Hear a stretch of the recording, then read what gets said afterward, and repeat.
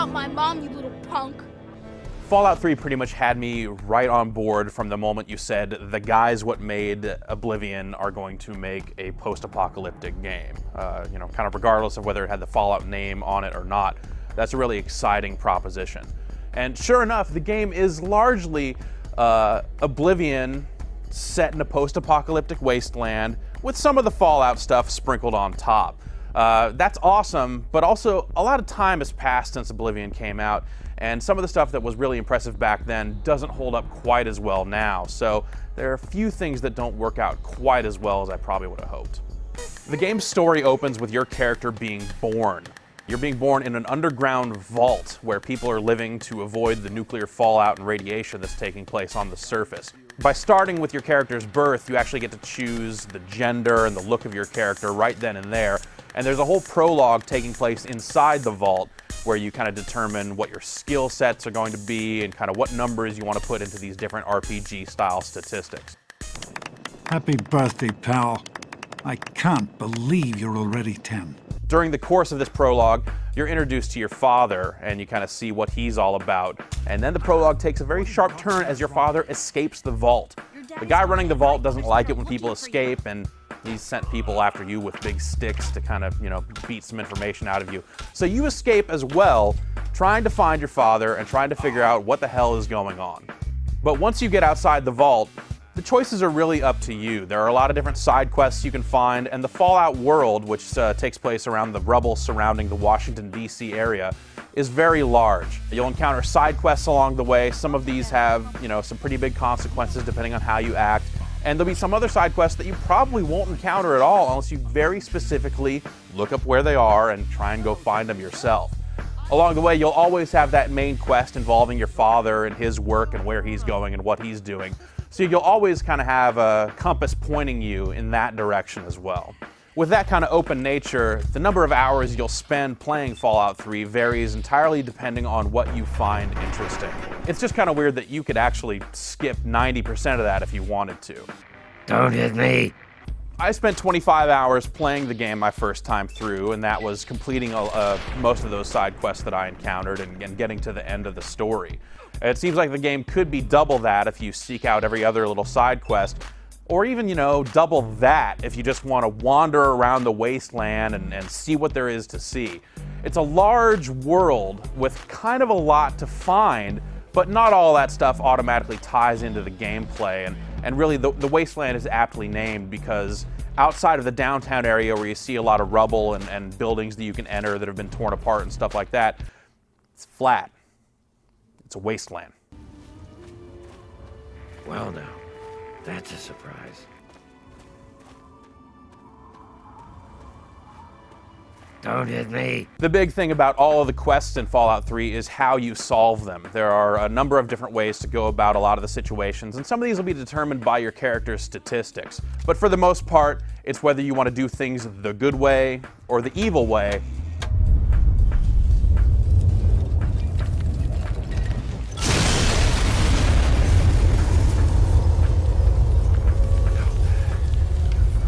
And then in addition to that, the violent way or the non-violent way. All of this weighs on your karma, which will kind of serve as an indicator of how people will approach you. If you have a high karma, good characters, when they approach you, might just kind of make some offhand comment of like, you got a look about you, I think you're okay, or like, I don't know, man. That doesn't really seem to play into things a whole lot. There are some followers and some people like sidekicks and stuff that you can pick up that you might not be able to pick up if your karma is one way or the other. But by and large, it's just kind of different dialogue options and, like I said, whether you want to gun people down or be their friends. My God, you're a cold-blooded little shit, aren't you? Speaking of gunning people down, there are a lot of opportunities for combat in this game. You'll occasionally get jumped by raiders, which are, just scavenging dudes, radioactive mole rats or dogs or, other weird-looking creatures that you find. And a lot of these same creatures are the same dudes you'll find underground in the various, metro tunnels and buildings and dungeons that you'll go into for quests. The combat in the game is all right. I didn't really find it satisfying as an action-style shooter or as kind of a role-playing game with shooting in it. And that's because your shots are governed by dice throws. You would be pointing at a character's head, pull the trigger, you'll see kind of bullets going around them. It's not really satisfying. That being said, you can also use something called VATS.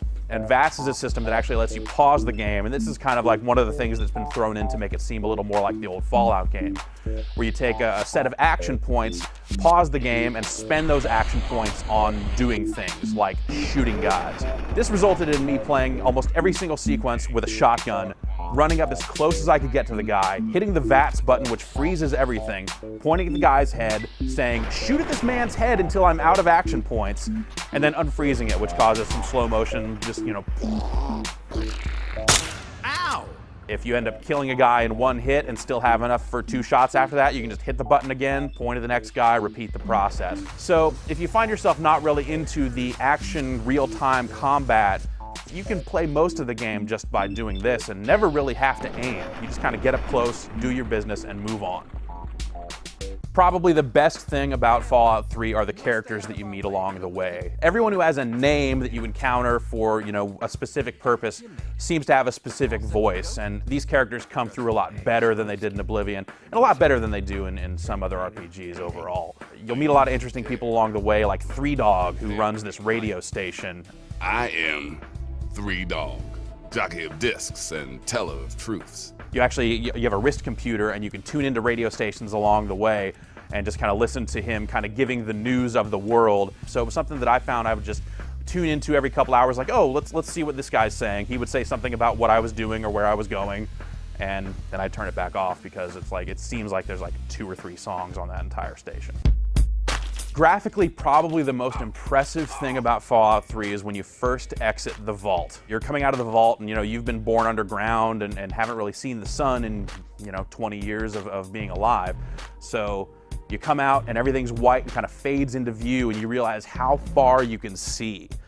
Granted, it's a flat wasteland with not a lot on it, but the view distance is really impressive and gives you a real good sense of scope of like, wow, this is a really big world. And that's really cool. You really get a sense of like, you know, I'm actually traveling large distances and doing stuff. Unfortunately, that's mostly just you holding forward as the thing gets into view because it's a wasteland. There's not a lot going on out there, but it's still really impressive to see in action. When you go underground, you know, you enter a lot of metro tunnels, a lot of train stations, a lot of things like that. And while you don't really get the feeling that a lot of things are being reused, the indoor areas are probably a little bit less impressive than when you're outdoors kind of seeing all this stuff, or when you're in a town like Megaton and seeing like all these different buildings that have been cobbled together out of scrap and stuff like that. So there's some really impressive set pieces, but really just the size and the scope of everything is kind of what gives it that graphical oomph. Right. That's exactly what I was thinking. Fallout 3 is not perfect. It definitely has a lot of issues, kind of both small in size and medium in size, that I think a lot of people are going to be tripped up on and be like, oh, you know, if they had just gotten this right, if they had just gotten this right. Fortunately, it's easy enough to look past a lot of those and still have a really exciting time with the overall experience. When you factor in the number of hours you could spend seeking out every little side quest, or, you know, maybe retrying some of the moral choices to see, you know, how much more humor and fun you can have playing as an evil character compared to a good one, there's enough here to do and see to keep you excited from start to finish. That's not a toy. Whoa, that stings. Ow! Don't hit me.